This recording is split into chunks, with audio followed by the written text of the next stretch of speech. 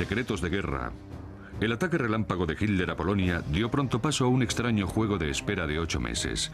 La Blitzkrieg se convirtió en la Sitzkrieg, un complot de asesinato. Unas charlas de paz secretas y unos planes de invasión capturados pudieron haber acortado la guerra de forma drástica, salvando así millones de vidas. Pero había escasez de héroes. Las guerras de la diplomacia en Secretos de guerra.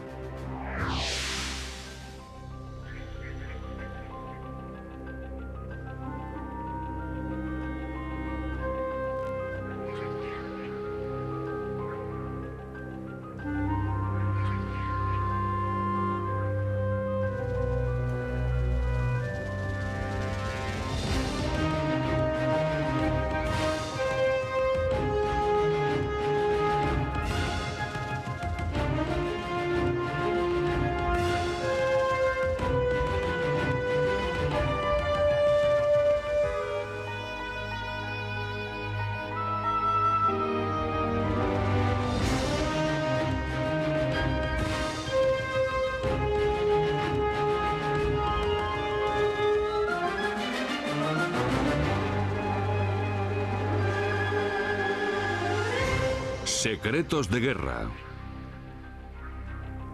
Las guerras de la diplomacia.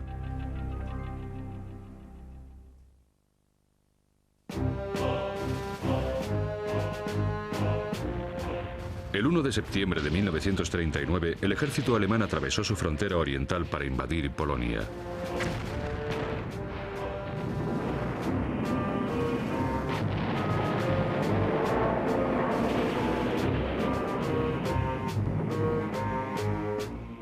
El motivo de su ataque había sido una redada de un puñado de soldados polacos sobre una estación de radio en el pueblo fronterizo alemán de Gleiwitz. Pero Polonia no fue la primera en derramar sangre. La redada fue un montaje.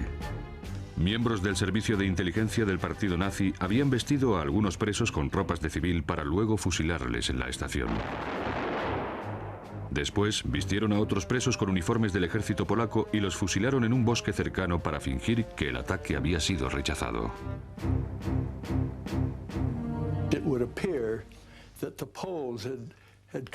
Parecía que los polacos habían cometido una pequeña atrocidad al matar a unos habitantes de un pueblecito alemán. Un truco muy cruel como poco, y que yo creo que no impresionó a nadie en el mundo. Las divisiones motorizadas de la Blitzkrieg rápidamente derrotaron a las indefensas y obsoletas unidades de la caballería polaca. Los gobiernos de Francia e Inglaterra declararon la guerra a Alemania, pero sus tropas de tierra no se movieron. Los aliados contaban con más aviones que la Luftwaffe, pero no hubo bombardeos sobre territorio germano. A medida que las tropas de Adolf Hitler continuaban con su rápido avance desde el oeste, el ejército soviético de Joseph Stalin selló la suerte de Polonia al avanzar desde el este y reclamar su mitad del botín.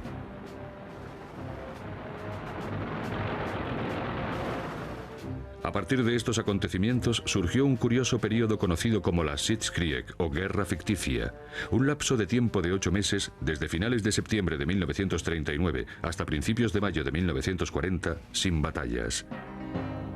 Una época llena de grandes esperanzas y profundas frustraciones. La Sitzkrieg fue un extraño periodo de espera. Fue una época de relativa indecisión, una época en que los planes de guerra se posponían constantemente, en la que los grandes políticos todavía podían haberse hecho con el control en cualquier momento. Hubo muchas oportunidades perdidas durante aquella época, tanto para que los aliados acabasen con los alemanes, como para que los alemanes se hiciesen con el control de Europa. El primer ministro inglés Neville Chamberlain y el premier francés Édouard Daladier no habían conseguido alcanzar un acuerdo de paz. Con el recuerdo aún fresco en la mente de los sangrientos campos de batalla de la Primera Guerra Mundial y de sus millones de muertos, querían evitar la guerra a toda costa. Hitler había roto un acuerdo tras otro al ocupar Austria, Checoslovaquia y luego Polonia. A pesar de la declaración de guerra por parte de Francia e Inglaterra y de su promesa de apoyar a los polacos, todavía se mostraban reacios a enfrentarse al enemigo.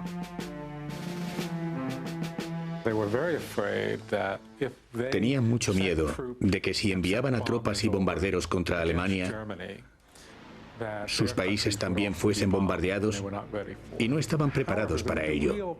Sin embargo, el verdadero problema era la velocidad a la que los alemanes avanzaron sobre Polonia, ya que en cuanto los rusos invadieron su parte, los aliados vieron claramente que no podrían ayudar a Polonia, ni siquiera de forma simbólica, de modo que no hicieron casi nada. El general Maurice Gamelin, de 67 años, comandante de división en la Primera Guerra Mundial y procedente de una familia de tradición militar, era el comandante en jefe de las fuerzas conjuntas de franceses y británicos en Francia. A partir de su experiencia en la Gran Guerra, se contentó con quedarse tras las magníficas fortificaciones de su país conocidas como la línea Maginot. Su construcción se inició en 1930 y se completó 7 años más tarde con un coste de más de 2.000 millones de dólares actuales. Las series de defensas antitanques y los fuertes armados se extendían a lo largo de 139 kilómetros de la frontera franco-alemana. Las estructuras de mayor tamaño podían albergar a 1.200 hombres durante 3 meses sin necesidad de reabastecimiento. Los generales de la época, incluso los soldados de la época, aún no habían superado las heridas físicas y mentales de los horrendos y sangrientos combates del frente occidental. Debido a esta mentalidad defensiva, una de las mayores oportunidades desaprovechadas en la guerra tuvo lugar antes incluso de empezar la guerra falsa. Durante la campaña de Polonia, los mejores soldados de Hitler participaron en la invasión en el lejano este. Las defensas de la frontera con Francia estaban escasamente vigiladas con tropas de segunda fila pobremente equipadas. El Führer había insistido en atacar Polonia antes de que el ejército alemán estuviese completamente preparado. El general Gamelin ordenó solo a unas pocas divisiones de las fuerzas francesas en la frontera occidental que se adentrasen en Alemania evitando bajas siempre que fuese posible, aunque ello ralentizase el avance. Encontraron un poco de resistencia, pero no mucha, y casi de forma inexplicable les ordenó retirarse. Y hasta hoy no ha habido una buena explicación de por qué lo hizo, excepto por timidez. Excepto por negarse a creer que era una guerra de verdad, a pesar de haber declarado la guerra, a pesar de que Polonia estuviese siendo destruida. Si hubieran pasado a la ofensiva y hubiesen entrado en Alemania, la guerra habría sido completamente distinta. Dado que Francia e Inglaterra se negaban a lanzar un ataque a gran escala y que no estaban preparadas para avanzar aunque hubiesen querido, el siguiente gran misterio de la Blitzkrieg pasó a ser el dónde y cuándo atacarían los alemanes a las potencias occidentales.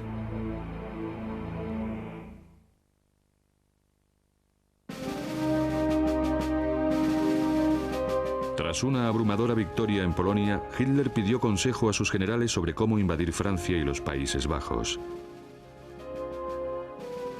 El nombre clave de esta invasión era Caso Amarillo. Pero la máquina de guerra alemana necesitaba tiempo para rearmarse y llegar hasta la frontera occidental. Además, ciertos oficiales de alto rango pensaban que esta invasión acabaría por destruir a Alemania. Intentaron retrasar la ofensiva todo lo posible y concibieron un plan intencionadamente torpe para asegurarse la derrota. El jefe del servicio de inteligencia militar, almirante Wilhelm Canaris, el comandante en jefe del ejército, general Heinrich von Brauchitsch, y el jefe de Estado Mayor del ejército, general Franz Halder, formaron parte de este sutil movimiento de resistencia. El plan inicial que tenían los alemanes para invadir Occidente se basaba en el viejo plan Schlieffen, que ya había salido bien en la Primera Guerra Mundial. Consistía en acumular una cantidad enorme de tropas en la frontera norte de Alemania, entrar por los Países Bajos y llegar hasta Francia, como una bisagra. Ese era justo el tipo de ataque para el que Francia y Gran Bretaña estaban preparadas. Sabían que los alemanes no atacarían directamente por el este, ya que la temible línea Maginot era un obstáculo demasiado fuerte. Un poco más al norte estaba el bosque de las Ardenas, que según los aliados era demasiado espeso para permitir el paso de una gran fuerza invasora. Para el general Gamelin, el único punto lógico y la única ruta de invasión para la que se había preparado era más al norte, por el terreno relativamente llano y abierto del norte de Bélgica y Holanda. Gamelin había decidido llevar a sus fuerzas más al norte, en lo que llamó la Grande Manœuvre de l'Anneau, y estaba esperando a hacerlo. En las cenas decía: ¿cuándo voy a poder hacer esta gran maniobra? Gamelin organizaba grandes cenas en su cuartel general mientras aguardaba confiado su oportunidad de rechazar un ataque alemán. Para las tropas francesas que habían acudido al frente, esta inactividad era desmoralizante. Jean-Paul Sartre, de 34 años, y uno de los grandes filósofos y escritores del siglo XX, había sido asignado a un servicio meteorológico que apoyaba a una unidad de artillería junto a la frontera alemana. El creciente castigo psicológico de la guerra ficticia le resultaba evidente. Sartre anotó en su diario: mi trabajo consiste en soltar globos y luego observarlos con unos prismáticos. Luego llamo a los oficiales de artillería y les digo cuál es la dirección del viento. Lo que hagan con esa información es asunto suyo. Los jóvenes hacen algo con esos informes. Los de la vieja escuela los tiran directamente a la papelera. Como no hay ningún tiroteo, ambos métodos son igual de eficaces. Puede que las tropas francesas estuviesen sentenciadas al aburrimiento por sus líderes, pero en otros frentes sí que hubo mucha actividad durante la Sitzkrieg. Se celebraron negociaciones de paz entre los aliados, sobre todo el gobierno británico y los oficiales alemanes, en contra de Hitler durante toda la guerra ficticia. El Vaticano del Papa Pío XII fue escenario de gran parte del diálogo entre ambos bandos.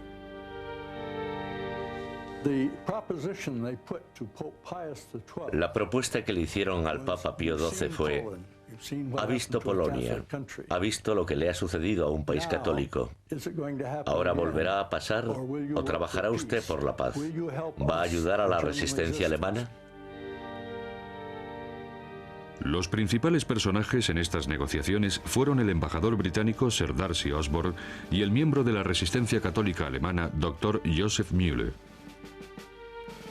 Müller era amigo de muchos altos cargos del Vaticano, incluido el Papa. Sabía que se arriesgaba a ser ejecutado por participar en esas negociaciones, pero Müller estaba decidido a librar a Alemania del partido nazi. La oposición militar alemana llevaba sus deseos al Papa Pío XII. Luego, el Papa hablaba con el embajador británico Osborne, y Osborne llevaba las ideas de los conspiradores germanos hasta Londres, hasta el gobierno británico.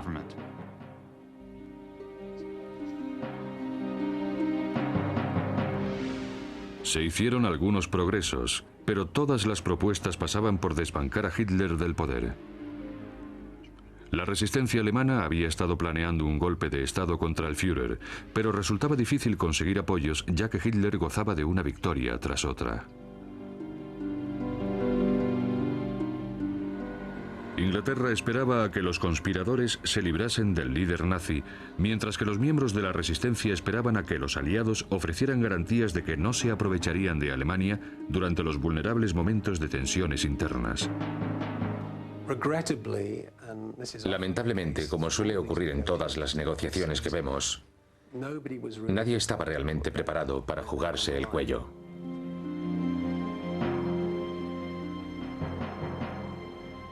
Estas negociaciones llamaron la atención del servicio de inteligencia del partido nazi, conocido como SD, cuando alguien se lo mencionó a un monje que era a la vez agente del SD. Sin un fuerte apoyo de los aliados y ante la grave amenaza de ser descubiertos y ejecutados, el golpe de Estado se fue diluyendo. Como oficial de alto rango, el jefe de Estado Halder tenía permiso para llevar pistola en las reuniones con Hitler. Muchas veces pensó en matar al líder nazi, pero fue incapaz de apretar el gatillo. Al parecer, la tradición militar alemana no fomentaba las ideas radicales y revolucionarias. No tenían lo que hay que tener para llevar a cabo un asesinato o un golpe de Estado. Uno de los oficiales dijo: lamento informarle de que nada en mi pasado me ha preparado para asesinar a alguien. La oposición alemana no cumplió su promesa de derrocar a Hitler, y el gobierno alemán no ayudó demasiado a la oposición alemana. De modo que estamos ante un fenómeno en el que los bandos no se entendían muy bien entre sí, y por ello se pudo perder una gran oportunidad. Aparte de los miembros de la resistencia alemana, el líder de las fuerzas aéreas germanas, o Luftwaffe, Hermann Göring, intentó negociar la paz varias veces. A través de sus amigos en países neutrales parecía no incomodarle nada hablar del derrocamiento de Hitler y de su ascenso a gobernante de Alemania. Pero los aliados nunca llegaron a confiar en Göring. Quizás solo estaba intentando obtener información para la futura batalla y además parecía más interesado en mantener su lujoso estilo de vida que en alcanzar una paz duradera para su país.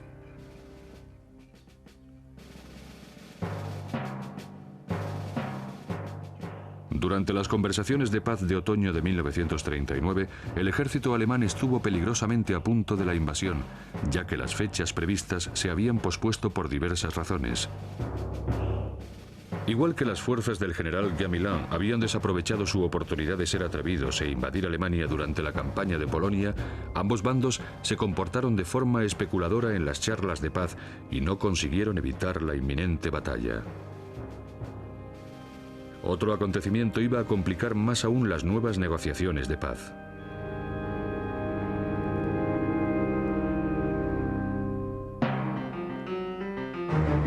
El mayor S. Payne Best y el capitán R. Henry Stevens eran dos de los agentes ingleses más veteranos en Europa. En Ámsterdam, el 30 de octubre de 1939, Best y Stevens se reunieron con dos alemanes que se presentaron como el capitán Schimmel y el capitán Hausmann. La policía holandesa los había detenido intencionadamente en la frontera. Tanto la policía como los británicos quedaron satisfechos con los papeles que parecían validar su identidad. Los ingleses no estaban bien informados porque estaban desesperados por conseguir información y porque estaban ideológicamente preparados para creerse el discurso antinazi. Se celebraron más reuniones secretas en varias ciudades holandesas para discutir propuestas de paz. Incluso les dieron una radio a los dos alemanes para poder comunicarse con los británicos. Pero entonces, un suceso que tuvo lugar a cientos de kilómetros de distancia, en Múnich, cambió drásticamente estas charlas. El 8 de noviembre, una bomba destinada a Hitler explotó al poco tiempo de salir del edificio donde había dado un discurso del partido nazi. El Führer sospechó que el servicio de inteligencia británico, conocido como MI6, estaba detrás de aquel atentado contra su vida. El 9 de noviembre, Stevens y Best iban en coche al café Badhus en el pueblo fronterizo de Venlo para reunirse con los dos capitanes alemanes. Sin embargo, uno de esos supuestos miembros de la resistencia era en realidad Walter Schellenberg, un importante miembro del SD. Le habían ordenado poner fin a este juego del ratón y el gato para ver qué sabía el MI6 sobre el atentado de Múnich. De repente, dos coches llenos de agentes de las SS atravesaron la frontera, acorralaron al coche de los ingleses, metieron a los espías en sus propios coches y volvieron a cruzar la frontera alemana a toda prisa. Un agente holandés que trabajaba con Best y Stevens resultó muerto en el tiroteo de la operación en un bosque cercano.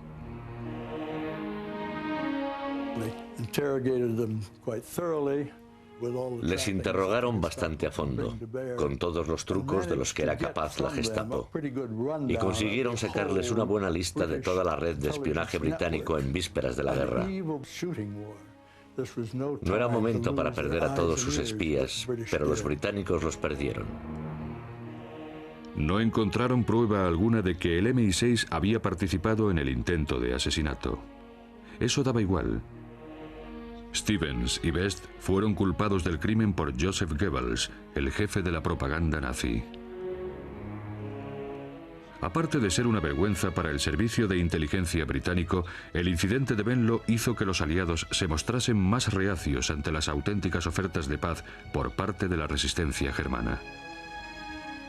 Una vez más, extraños avatares del destino parecían llevar a Europa a una guerra larga y sangrienta.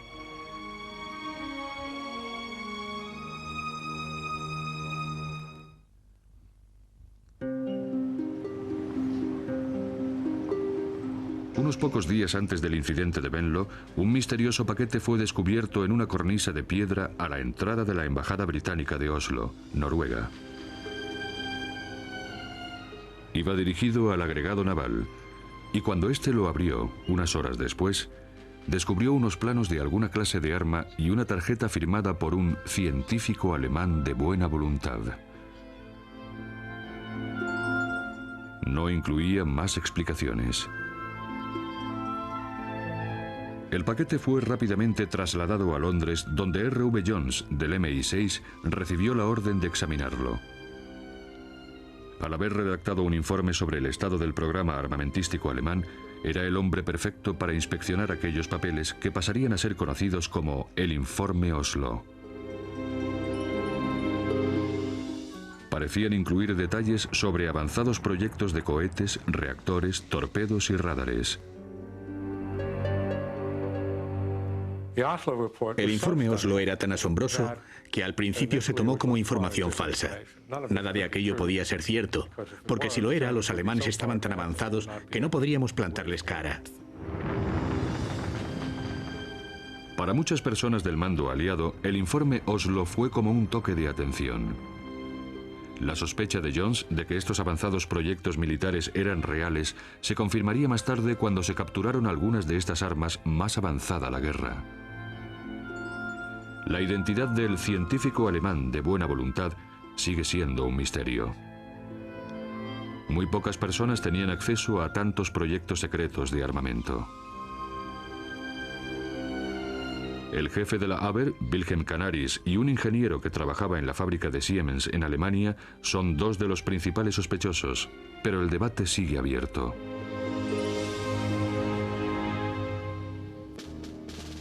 El mal tiempo y las tácticas dilatorias de los oficiales de la resistencia alemana habían pospuesto constantemente la invasión de Occidente.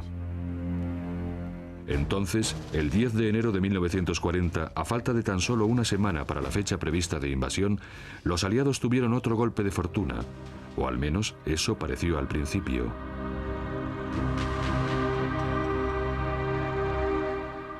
El mayor Helmut Rheinberger volaba hacia una importante reunión en Colonia para discutir los detalles finales de la invasión. Tenía que haber cogido el tren la noche anterior, pero se estaba divirtiendo demasiado en el club de oficiales de Münster. Otro mayor se ofreció a llevarle en avión al día siguiente para que pudiera disfrutar de la fiesta. Despegaron hacia Colonia con el cielo soleado, pero pronto se formó la niebla. Los oficiales se perdieron y Rheinberger se asustó. Portaba los planes secretos de la invasión que jamás debían llevarse en avión precisamente porque los aviones podían desviarse de su curso.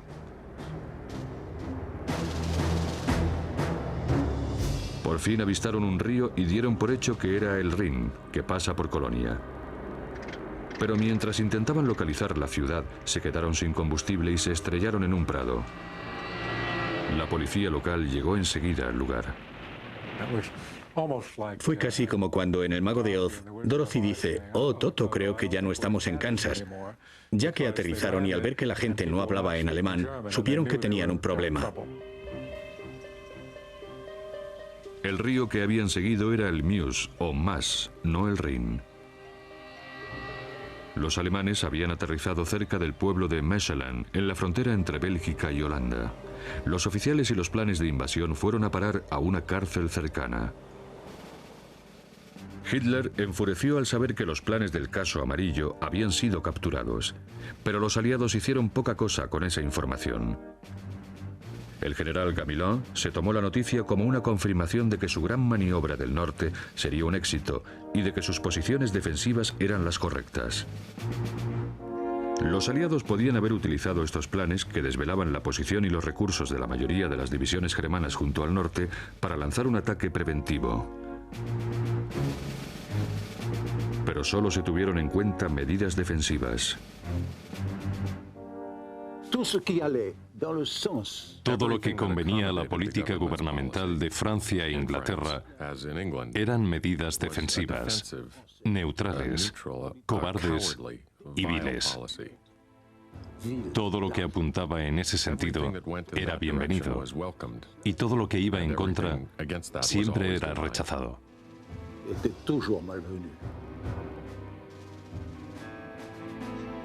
Sobre el papel, los aliados parecían tener ventaja, pero en la realidad, la captura de los planes del caso amarillo acabó volviéndose contra Francia e Inglaterra. Hitler no estaba contento con el plan poco imaginativo y cauteloso de sus generales, y ahora tenía motivos para cambiarlo.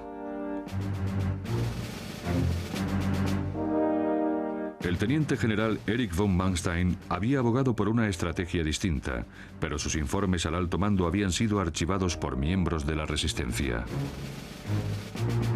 Por fin se presentó ante Hitler y le contó al Führer su idea. Manstein, al ser un hombre de una generación distinta, era sin duda mucho más innovador en cuanto a su idea de lo que podía hacerse con un armamento mecanizado. Tenía una idea mucho más precisa, mucho más potente de la estrategia a utilizar en el frente occidental. Las fuerzas alemanas del norte debían agitar la muleta roja del torero ante los aliados para provocar su embestida como un toro furioso y cayesen en la trampa. Entonces las divisiones de los Panzers concentradas en las Ardenas apuñalarían el flanco aliado como hace el torero con su espada.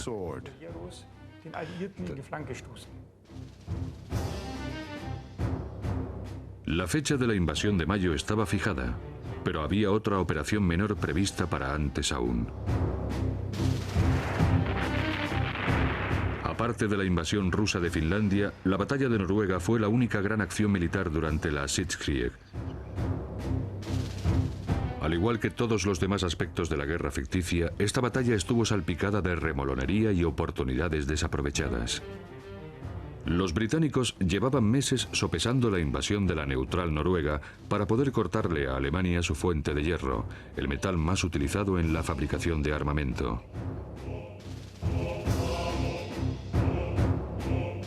Alemania también había evaluado su intervención de cara a proteger sus fuentes. Lo de Noruega fue algo que no debió coger a los aliados por sorpresa, pero así fue. Ni siquiera al recibir informes de la aglomeración de barcos alemanes en los puertos del norte, hubo reacción alguna por parte de los aliados para acelerar sus propios planes. El 7 de abril de 1940, los bombarderos británicos avistaron a los barcos alemanes de camino hacia Noruega.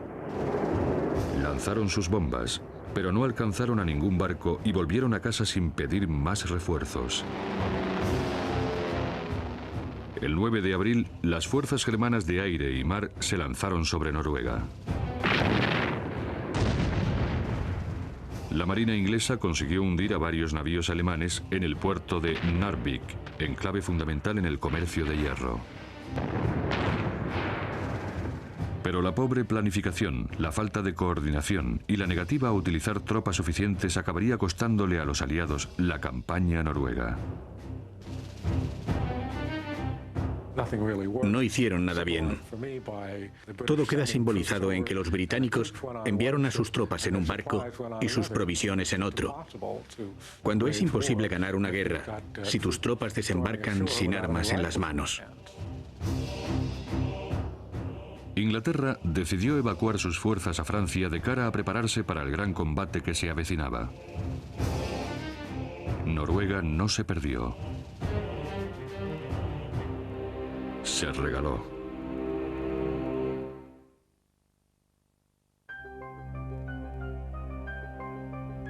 Tras las fallidas negociaciones de paz del Vaticano, el jefe de Estado Mayor del Abwehr, coronel Hans Oster, siguió intentando ayudar a los aliados y minar el poder de Hitler. Oster había transmitido a los aliados repetidos y detallados avisos sobre la invasión de Francia y los Países Bajos por medio de su amigo Gisbertus Sass, el agregado militar holandés en Berlín.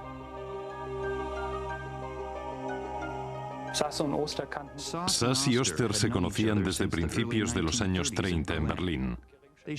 Ambos estaban disconformes con la política del nacionalsocialismo. El coronel Oster veía en Sass a alguien de sus mismas ideas y le pasó información interna sobre las estrategias militares alemanas en repetidas ocasiones. Fue el caso del lobo feroz. Les dijeron que viene la invasión, y luego no llegaba. Se había pospuesto tantas veces que cuando de verdad iba a empezar la invasión, la gente ya desconfiaba de la información.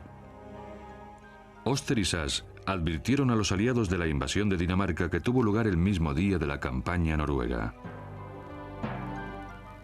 Nadie les hizo caso.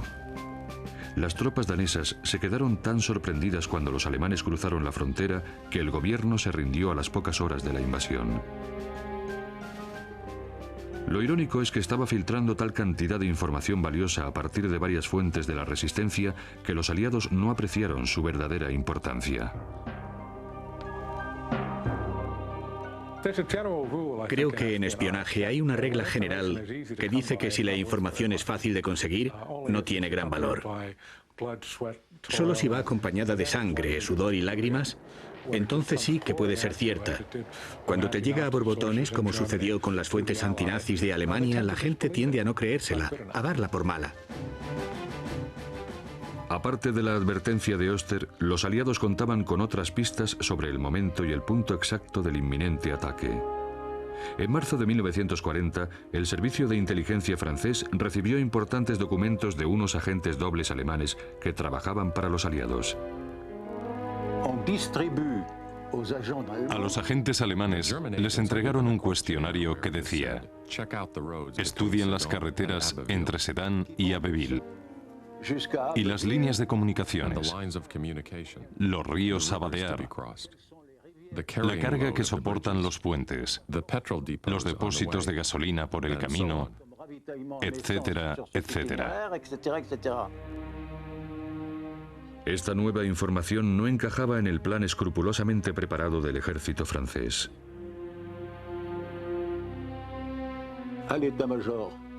Fuimos al cuartel general del ejército para decirles que el ataque llegaría en breve por las Ardenas. Hicieron que se estudiase esta posibilidad. Y luego, la tercera oficina dijo: no es posible que unas fuerzas armadas como la Wehrmacht atraviesen las Ardenas sin dificultades. Es imposible. Así que eliminaron esa posibilidad.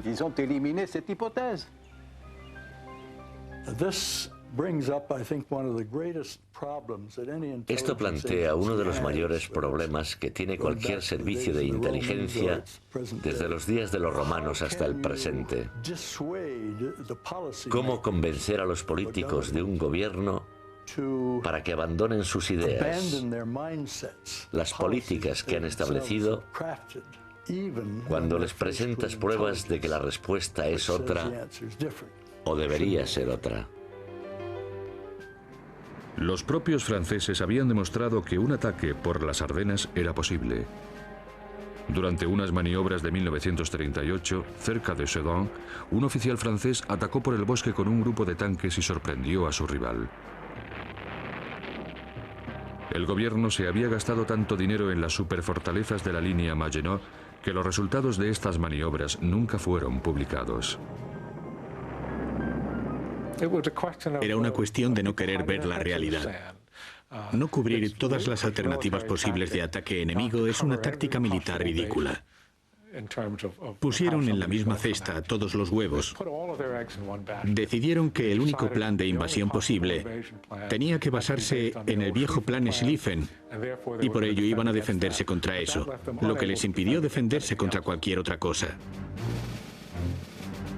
Las invasiones de Polonia y Noruega habían permitido a los aliados contemplar el armamento móvil de la nueva era. Las fuerzas modernas avanzaban con rapidez y coordinaban sus ataques mediante radios de campo. De hecho, el tráfico radiofónico en la región de las Ardenas se había disparado en los primeros días de mayo de 1940. La localización de los cazas y bombarderos de la Luftwaffe ofrecía otra pista más. Todos los bombarderos estaban al norte y todos los cazas estaban al sur. Los cazas tenían una sola misión: proteger el avance de los tanques y las tropas que los acompañaban. Las advertencias de los miembros de la resistencia alemana, los informes de los espías y la localización de las unidades enemigas apuntaban a un ataque por las Ardenas. Sin embargo, Gamelin y los demás generales aliados seguían confiados en que la línea Maginot era la respuesta.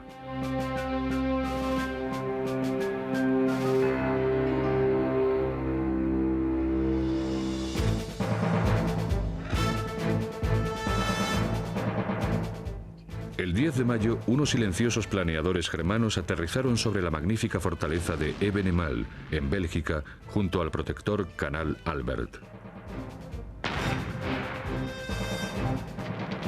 Mediante lanzallamas y explosivos direccionales, estas fuerzas de élite se las arreglaron para neutralizar la mayor parte de las potentes torretas en menos de una hora.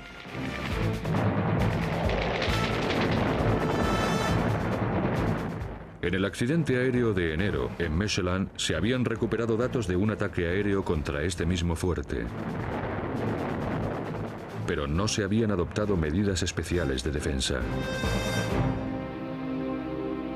Las tropas de tierra germanas utilizaron más trucos para capturar varios puentes fuertemente vigilados a lo largo del río Meuse en el norte.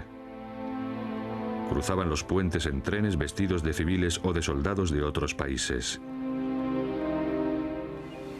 Otros grupos fingían que querían rendirse. Los alemanes probaron como una docena de tretas y unas 10 no salieron bien, pero un par de ellas sí, y eso era todo lo que necesitaban. Los Panzers atravesaban luego los puentes tomados. Dorothy Ward era una chica de 19 años que vivía con su familia cerca de la ciudad de Bruselas. Recuerda el abrupto final de la guerra ficticia. La mayoría de la gente, incluidos nosotros, no esperaba que ocurriese nada el 9 por la noche. Dormimos bastante bien hasta las primeras horas de la mañana. Todo parecía normal. Entonces empezamos a oír bombas aterradoras. La impresión fue muy violenta. El primer movimiento militar que vimos fue la llegada del ejército francés que iba hacia Bruselas para tomar posiciones.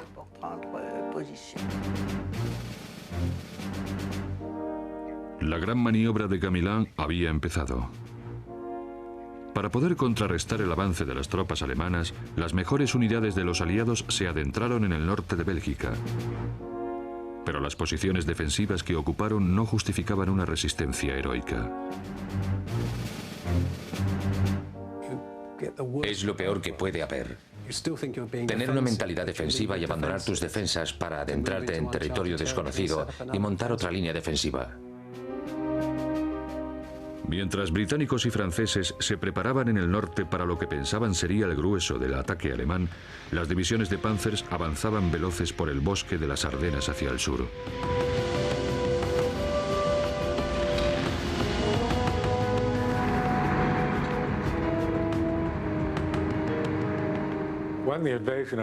Al iniciar la invasión de Occidente, Hitler estaba oculto en un búnker cerca de la frontera alemana. Y cuando supo por sus informes que los aliados se dirigían hacia la zona norte de los Países Bajos, se puso a dar saltos de alegría y dijo: "Se han tragado nuestro engaño". Los cazas de la Luftwaffe destruyeron muchos aviones aliados en tierra. Gracias a la abrumadora superioridad aérea, las unidades de Panzers pudieron cruzar los puentes vigilados del sur del Meuse. Como estaba previsto, el ataque principal llegó por la ciudad francesa de Sedan, en el borde del bosque de las Ardenas.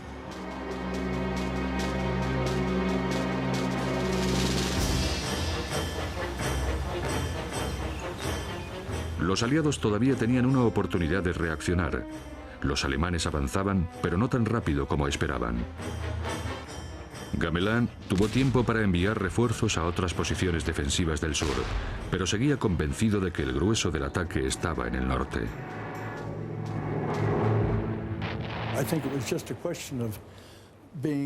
Creo que estaba tan convencido de su teoría militar que no pudo cambiar su visión, ni siquiera cuando se amontonaban las pruebas.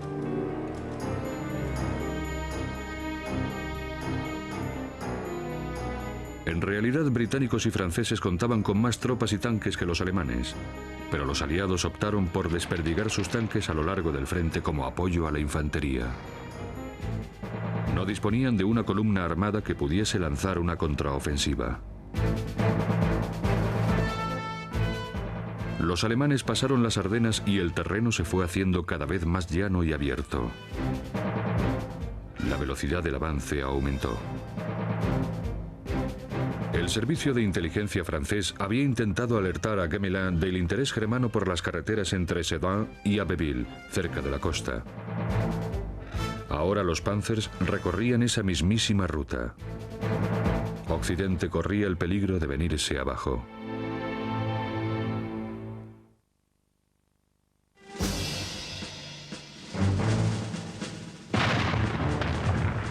Mientras se iniciaba la batalla de Francia, Winston Churchill sustituyó a Neville Chamberlain como primer ministro.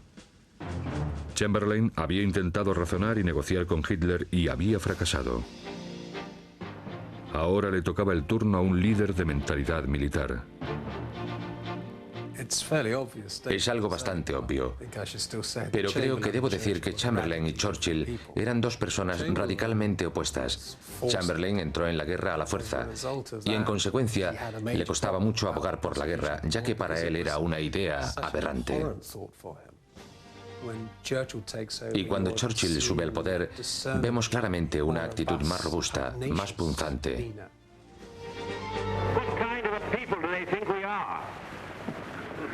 Is it possible they do not realize that we shall never cease to persevere against them until they have been taught a lesson which they and the world will never forget?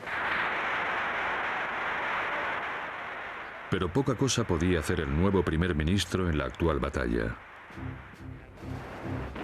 La velocidad del avance alemán y la incapacidad de Gamelin para enviar sus tropas al sur dejaron a cientos de miles de soldados aliados atrapados entre el enemigo y el Canal de la Mancha.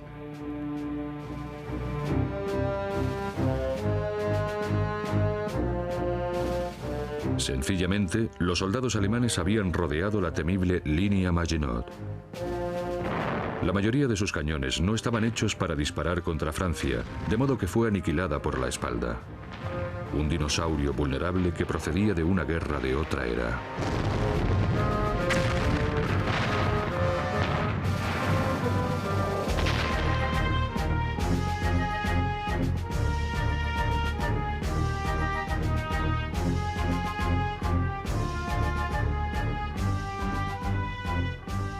Las unidades de Panzers estaban listas para dar el último paso y aniquilar al enemigo.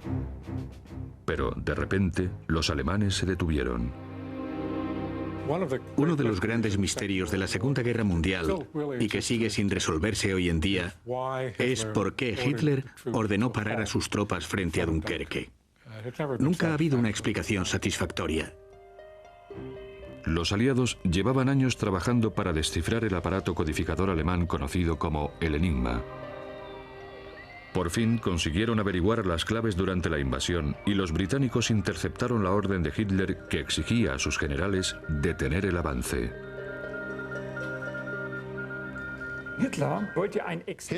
Hitler quería demostrar de forma definitiva quién mandaba en su ejército. Por eso ordenó parar los tanques y relegó al comandante en jefe a un mero peón. En otras palabras, Hitler ganó su lucha de poder, pero perdió la estrategia de la campaña.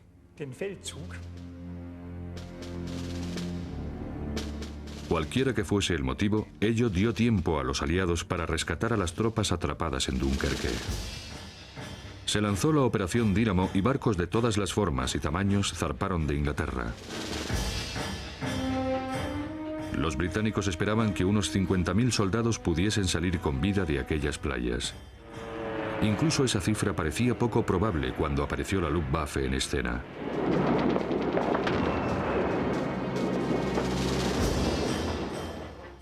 Pero los barcos seguían llegando. Sin tener en cuenta los peligrosos ataques aéreos, devolvieron a Inglaterra a más de 300.000 soldados británicos y franceses. A Hitler se le había pasado la oportunidad de forzar un acuerdo de paz. A pesar de la superioridad numérica de los aliados, Francia cayó en cuestión de semanas. El 19 de mayo de 1940, el general Gamelin fue relevado de su cargo. El 5 de junio, un día después de la evacuación de Dunkerque, Daladier fue destituido como premier. Charles de Gaulle, un defensor de las unidades armadas móviles, pasó a ser subsecretario de Defensa. Los viejos líderes se iban y surgían nuevas ideas, pero era demasiado tarde. Francia estaba perdida. El ataque alemán y nuestra derrota en mayo de 1940, todo eso es muy siniestro para nosotros, el pueblo francés, para mí como oficial, para mis colegas. Haber visto aquella derrota es la mayor tragedia de nuestras vidas. La catástrofe de todo un país, millones de personas con sus caballos, sus bicicletas, sus animales, sus colchones, todos ellos huyendo al sur de Francia. Fue algo terrible.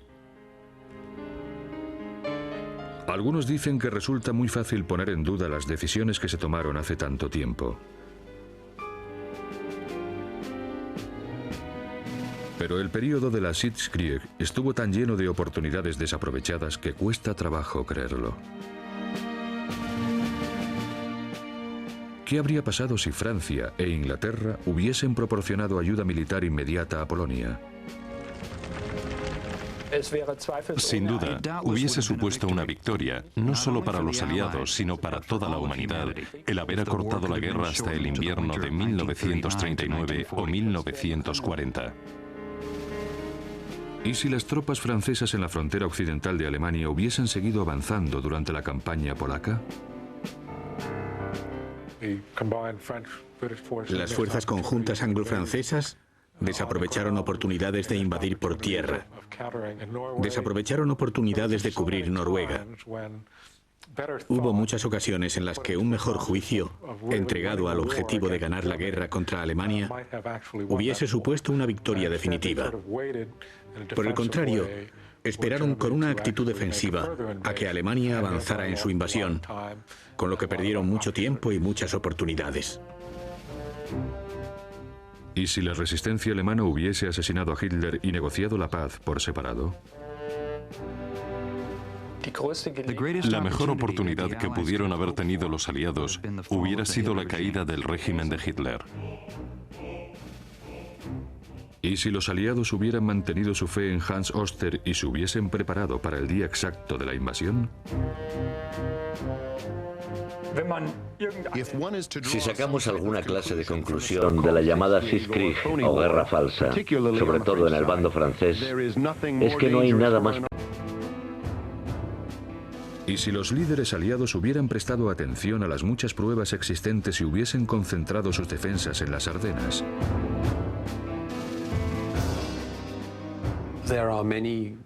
Hay muchas lecciones que aprender.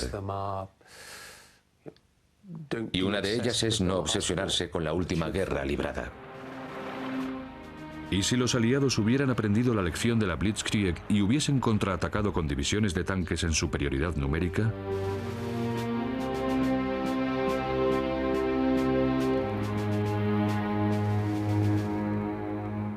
Es evidente que los aliados salieron perdedores.